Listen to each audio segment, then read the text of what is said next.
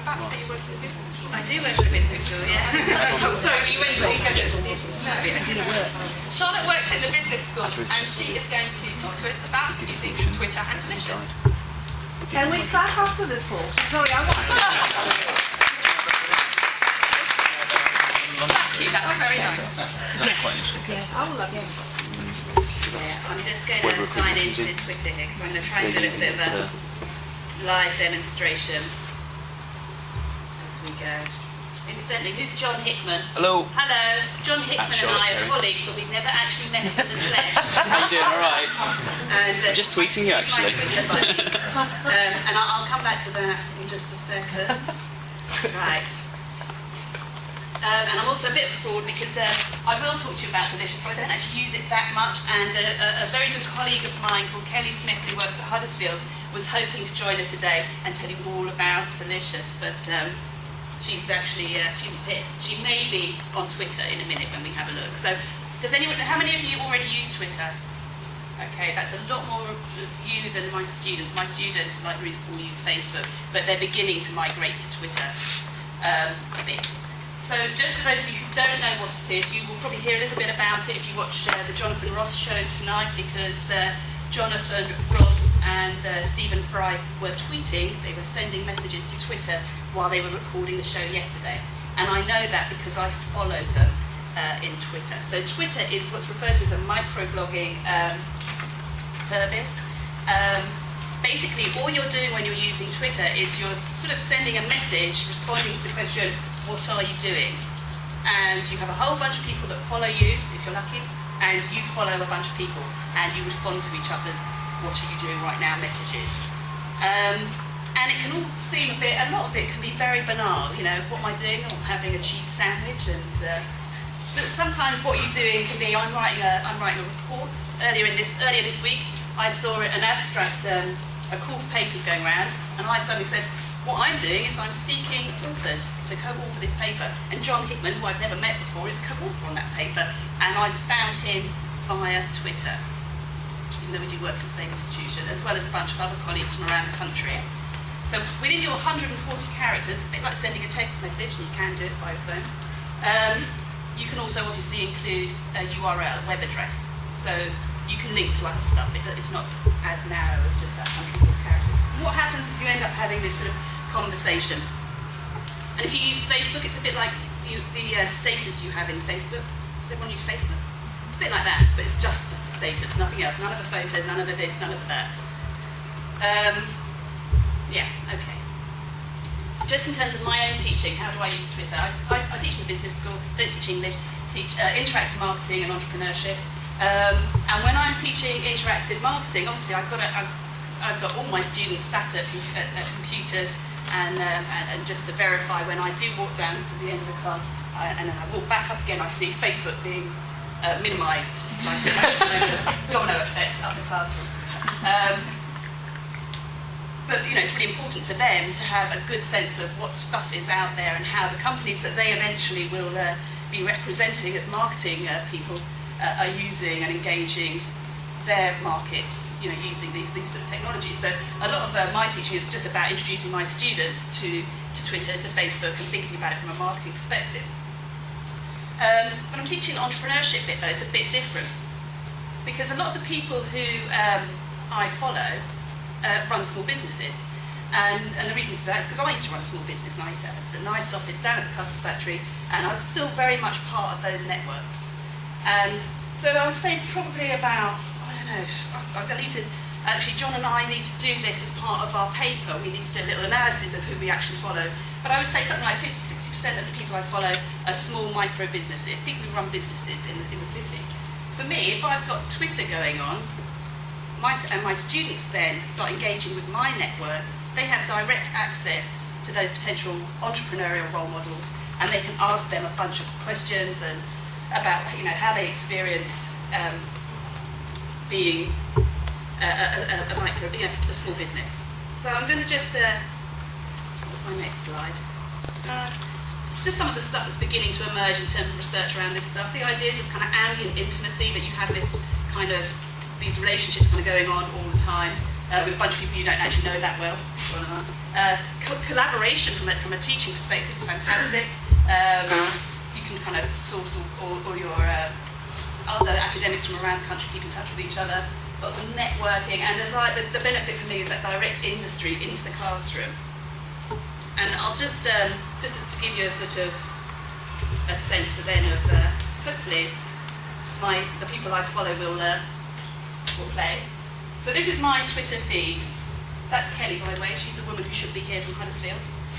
And I'll just sort of say that. So what am I doing now? Hello, everyone. What can we ask the people I follow? Any questions for any of these people? How should teachers use Twitter? And we'll see if anyone responds. So that's me just asking that question. We can come back to that in a minute, and hopefully some people will have responded, not just John at the back of the room. No pressure. You're welcome to. Okay, there's lots of other services that have emerged that help you to kind of use Twitter, but I won't go into too much detail about them. If you get involved, you'll see. Incidentally, I've just done a little slide there. That's my very messy desktop. That's me using Twitterific in the corner when I was putting these slides together. And I couldn't remember for the life of me how to do a screenshot on my Mac. So I tweeted it, and Dubber gave me a response. And so I just did, so the screenshot I did was showing you how when I'm just working, if I can't remember how to do something, I'm always calling on this big old network of people at a given time. So from a teaching perspective, can your students then, and also not just your students, but your alumni, because that's another important aspect of how your students, when they become alumni, how they feed into your networks and how your students benefit from their experience and continue that kind of ongoing discussion. Okay. There are some downsides. It is potentially distracting. It is extremely addictive. There's also some kind of potentially short-term, 2 minutes, short-term stuff around it, the migration, to other services, and potentially superficial relationships. I've said ambient bitching as well there, because there's other stuff goes on that can be a bit, okay. I'm going to have to move on. There's just some responses that when I asked my Twitter buddies how they responded. You can have a look at that if the slides are made available at some point.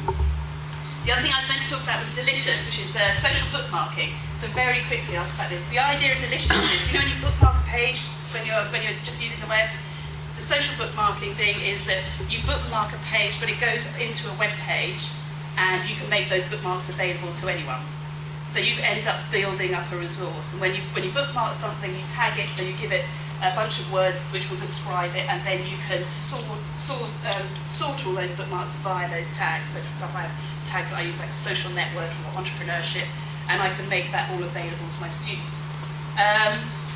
You can also network with other users who use Del.ici.ious, so you can see all of their bookmarks, and you can collaborate in terms of creating bookmarks. So there's a whole bunch of potential uses that you could apply to Del.ici.ious within the teaching environment, in terms of your students could all network their own and bring together their own sets of bookmarks and build resources for you. I think that's something that Brett and I were having a conversation earlier, thinking, oh yeah, and then you can do this.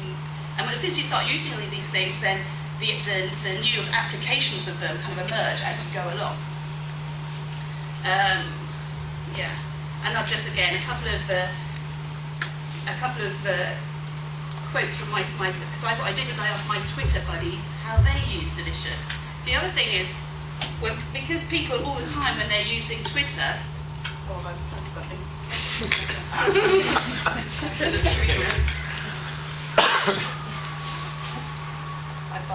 Oh, there you go, power.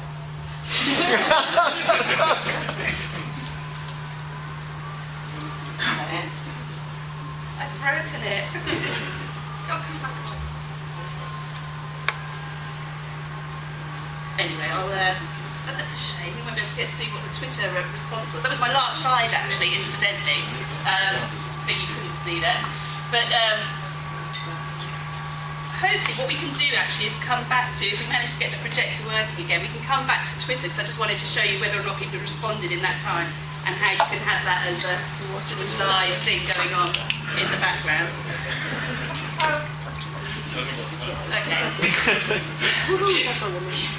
Okay. Yeah.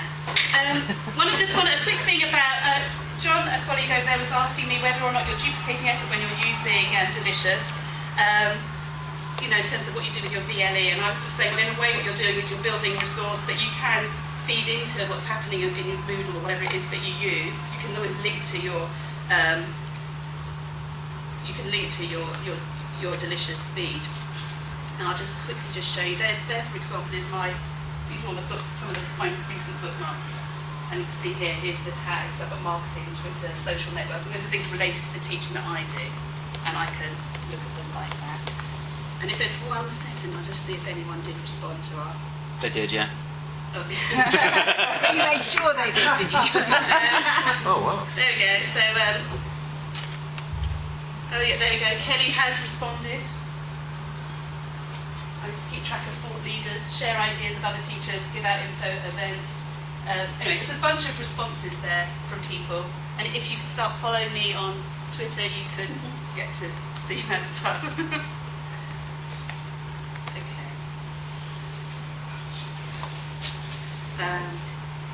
Dave Hart saying, did you use it to teach etiquette about Twitter?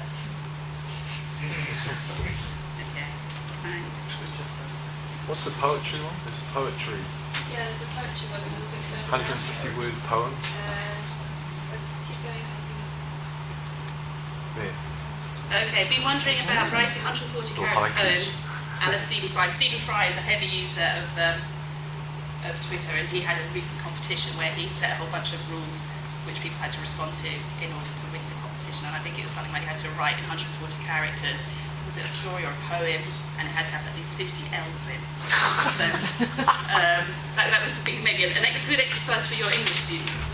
Anyway, that's it. That's Twitter and very quickly, Twitter and Del.ici.ious.